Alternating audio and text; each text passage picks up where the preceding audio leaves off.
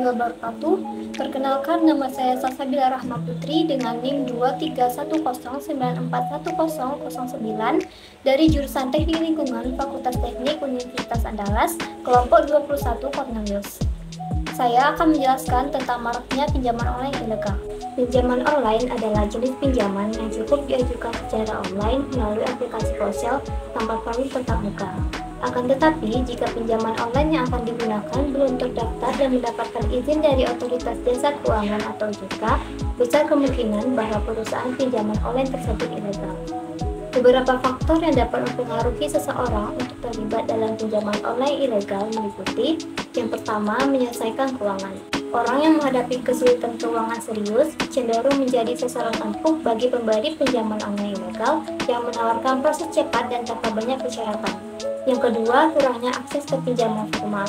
Beberapa individu mungkin tidak memiliki akses ke lembaga keuangan formal seperti bank atau lembaga kredit karena masalah kredit yang buruk atau kekurangan dokumen yang diperlukan. Hal ini bisa membuat mereka mencari alternatif seperti pinjaman online ilegal. Yang ketiga, kurangnya kesadaran hukum. Tidak semua orang memahami hukum dari keterlibatan dalam kegiatan ilegal seperti ini. Mereka mungkin tidak menyadari bahwa mereka dapat menghadapi konsekuensi hukum yang serius.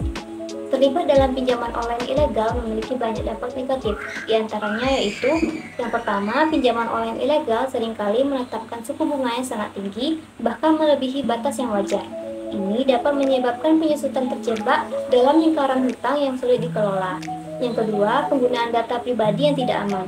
Pinjaman online ilegal seringkali meminta informasi pribadi yang sensitif dari penipuan. Namun, tidak ada jaminan bahwa data ini akan dijaga dengan baik atau tidak disalahgunakan untuk kepentingan lain. Selain itu, pinjaman ilegal seringkali melibatkan praktik penagihan yang agresif dan tidak etis.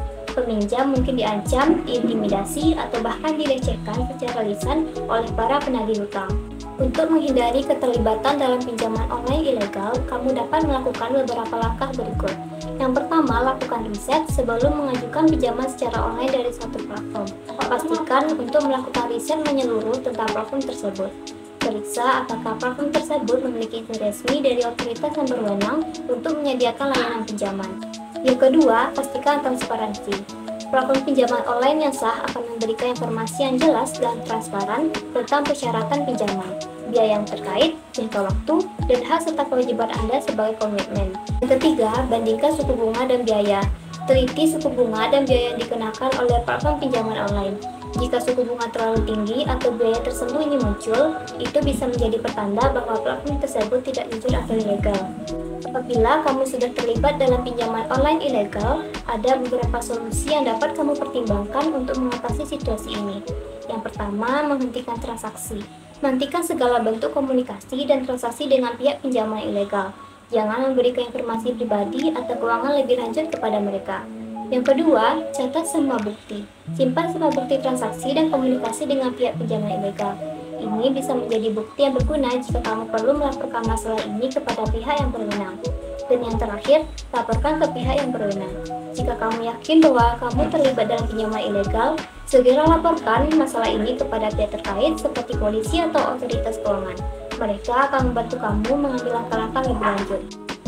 Perlu diingat bahwa terlibat dalam pinjaman online ilegal dapat menimbulkan konsekuensi serius, baik secara hukum maupun finansial. Langkah pertama adalah menghentikan semua komunikasi dan transaksi dengan pihak terkait, kemudian ikuti langkah-langkah tersebut untuk menangani situasi ini dengan benar. Sekian video saya mengenai maraknya pinjaman online ilegal. Mohon maaf apabila ada salah kata dan perkataan. Assalamualaikum warahmatullahi wabarakatuh.